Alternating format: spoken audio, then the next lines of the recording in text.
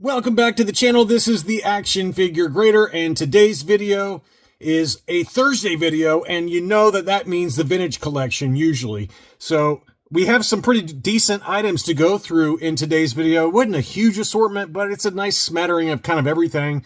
Autographs, some early TVC Unpunched, and some of the later releases. Some of the Ghost figures have kind of settled out on a price. Just a couple of graded items, so pretty good mix here that I thought you guys would like to take a look at. So the first one is Power Droid. We always talk about Power Droid.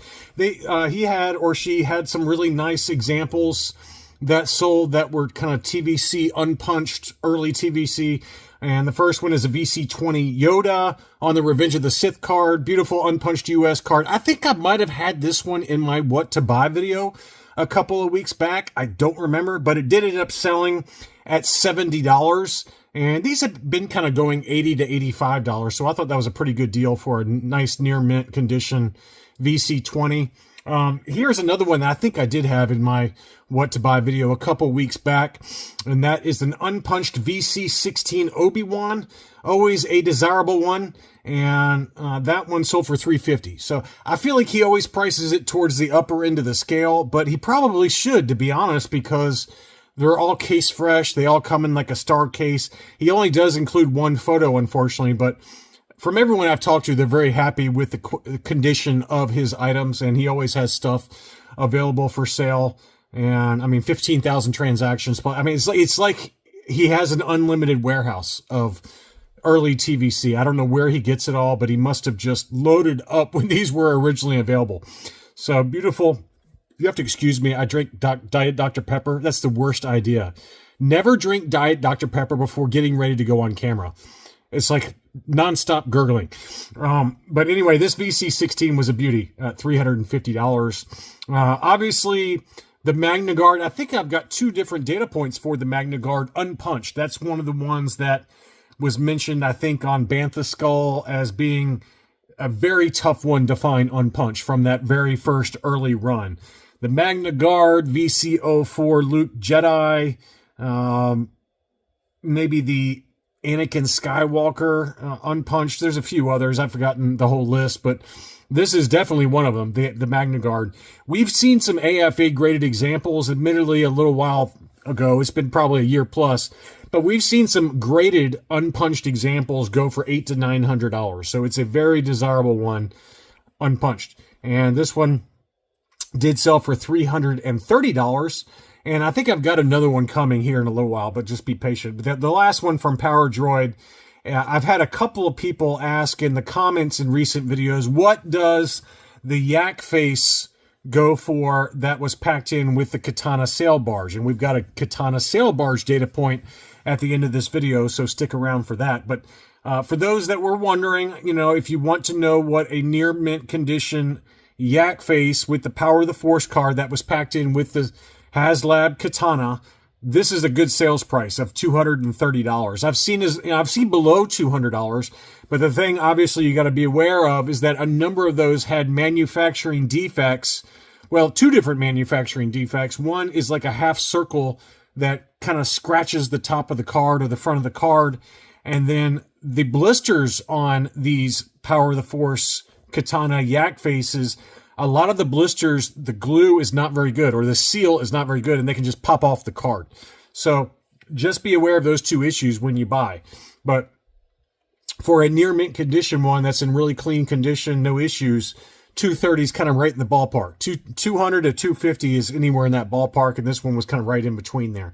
So I think that was a pretty fair price. Great looking card image on that as well. Next up here is that other MagnaGuard. So this seller had one unpunched, beautiful card, and this one sold for $300. So we had this one at $300, and we have this one at $330. Both of these sold within about a week of each other. So you guys have a really good price range for an unpunched MagnaGuard for those of you looking. Same seller also had some other nice gems that I wanted to go through. First is a foil Clone Commander Cody, the Ultimate Galactic Hunt foil card. That one sold for $100. That seems like a really good deal there. And this is one I did send out. I kind of sent out a lot of these sellers' items, but this is one I did send out to my Patreons. I don't know if one of y'all bought it or not, but I just thought it was a great deal. And this one was 4 different special action figure TVC sets. It looks like 3 of them are Target exclusives, the villain set, the hero set, and the first series villain set with Vader. And then you also had the droid set. I don't know if that was a Target exclusive or not, but the other 3 have the Target exclusive sticker on there. But probably, I would guess it probably is. But these were all, for all 4 of these together, it was $130 or best offer. So I thought that was an insanely good deal for ones that look to be in really clean condition. So great deal for somebody there. Surprised it sat for like about a day. And I was like, what is going on? Why have this not sold yet? You get all 4 of these for $130, but it did finally sell. He also had several different unpunched Jango Fett's ranging from $80 to $90. And this is one that did sell at the upper end of the range. That was in a little cleaner condition. US card unpunched Jango Fett. Remember when the deluxe Jango Fett was announced, that the first issue jumped in price, which is usually the opposite, right? But once collectors saw that Jango Fett was being released in one of those stupid collector deluxe boxes versus the single carded figure, it really skyrocketed Jango Fett for about 2 or 3 months there. It got up to about $175, $200 ungraded.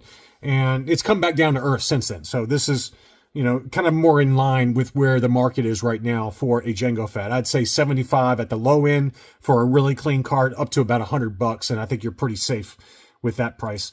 Also, Commander Gree is another one that's really come down in price. I found 2 different data points for Commander Gree on unpunched US cards, where the cards were in near mint to near mint plus condition, and both of them sold this week at $100. So that's another one that used to be pretty consistently at $175 to $200. But that Commander Gree, again, I found 2 different data points for the US card unpunched at $100. Here was Sandstorm Leia, Princess Leia. And this is another one that has come down again. This one was trading for a while there about $125 for an unpunched card, if not even higher in some cases. But this one has come back down to earth a little bit. That one did sell at $90. You could probably pretty comfortably go up to $100, $110. But, you know, if you see a really clean card like this that's unpunched, this one did have some very light, you know, curl in the lower right corner on the back by the proof of purchase. But that's pretty minimal in terms of issues. The card was pretty clean. So, you know, $90, $100 is still pretty fair, but it's certainly come back off of the highs. I've got 2 different Luke Dagobahs. One was a super hot one. This is the Dark Blue Saber VC44 Luke Dagobah Landing, and this is an unpunched US card. That one sold for $120. You know, you might see it a little less expensive. This one did have a little weird kind of crease on the hang tab there. We'd see that a lot. So you see this kind of hang tab where it's got a little crease on there. You see that a lot with unpunched Canadian. That for some reason the Canadian unpunched all have this weird defect where it has this little kind of, it's probably a packing issue or something like that, where it doesn't, you know, it just doesn't get packed properly in the Hasbro cases, and it causes like a little mini crease, and it stays attached. The hanger tab stays attached. So, but it's odd to see it on a US card. But anyway, that one did sell for $120. Here was the big one though. This one was the light blue saber, but it was signed by Mark Hamill. How cool is that? I mean, that is a really cool one, and it was already authenticated, as you can see there. Is that James Spence? Yeah, James Spence authentication. So you got the little authentication sticker letting you know that it was signed and has been authenticated. But that is a really cool item. Now, would I pay $1,100 for it? No, I would not. But you know, I could see paying a few $100, maybe up to $500, but there's no way I'm paying $1,100 for his autograph. That's crazy. But it is nice. I mean, I'm not trying to say it's not nice. It looks really great with the Luke Dagobah card. There's something about that really pops there. So that one did sell at $1,100. It's not a number I'd pay, but I'm not judging you if you do. I know I overpay for stuff all the time, but that one did sell. That's a really cool item, though. Next up, I got a couple of different Leias that sold. So I want to show you the disparity sometimes between an auction and a buy it now. All right, so it's for the exact same item. They were both punched.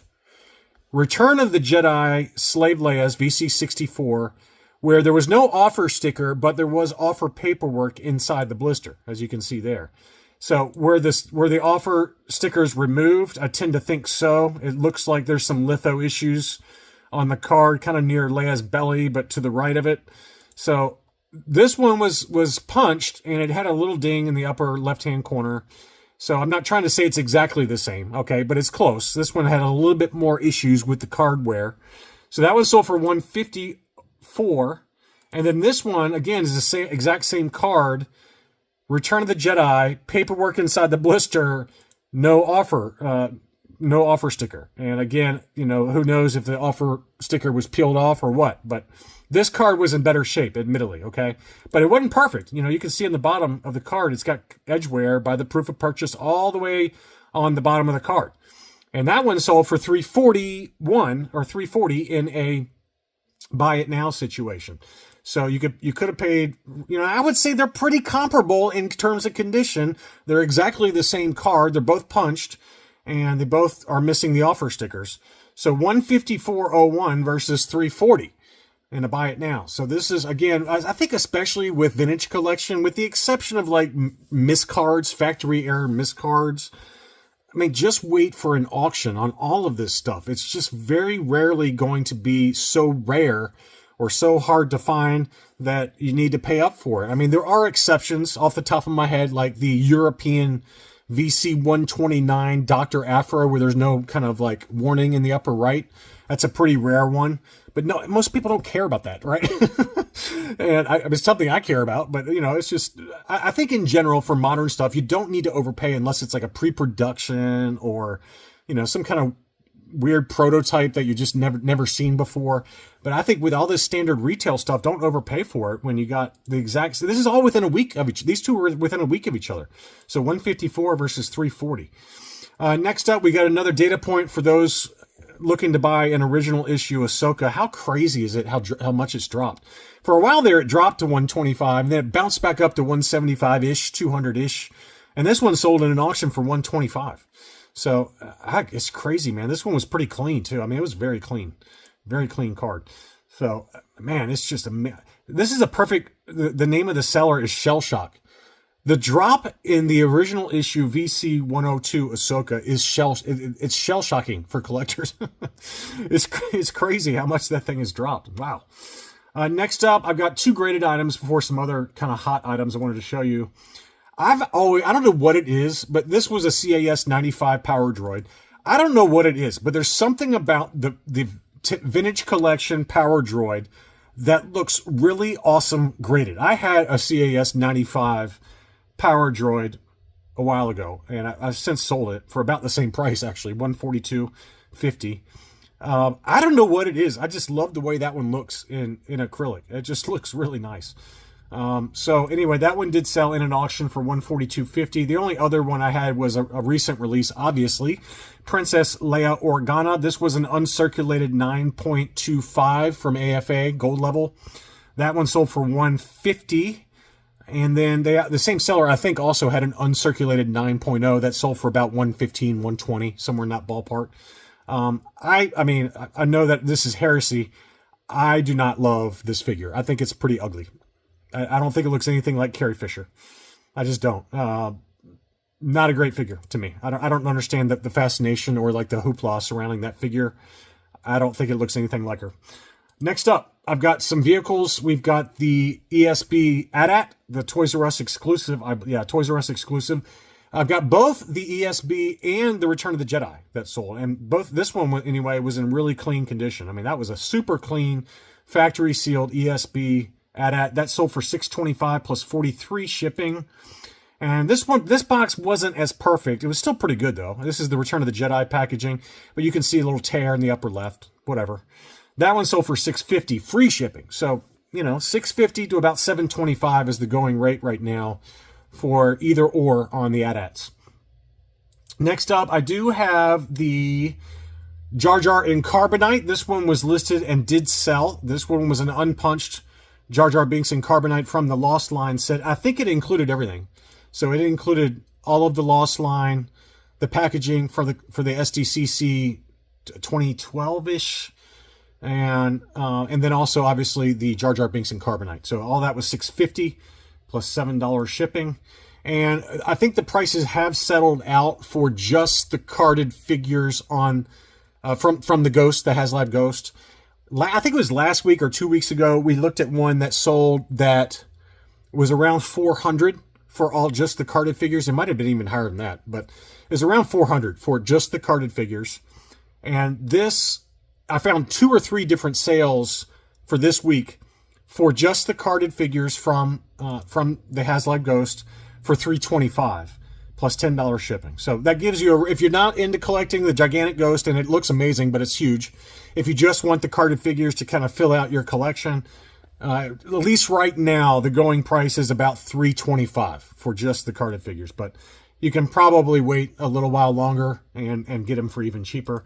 Finally, I did have, as I promised earlier when I was talking about Yakface, here is the Katana Sail Barge. This one did sell. It was in the factory shipper, but not removed from, the Hasbro TVC packaging. And that one sold for $1,900, free shipping on that one as well. So that price has come down a little bit as well. So anyway, I hope you enjoyed this look at recent sales for the vintage collection. Don't forget to leave me a like if you enjoyed the video, and I'll be back very soon.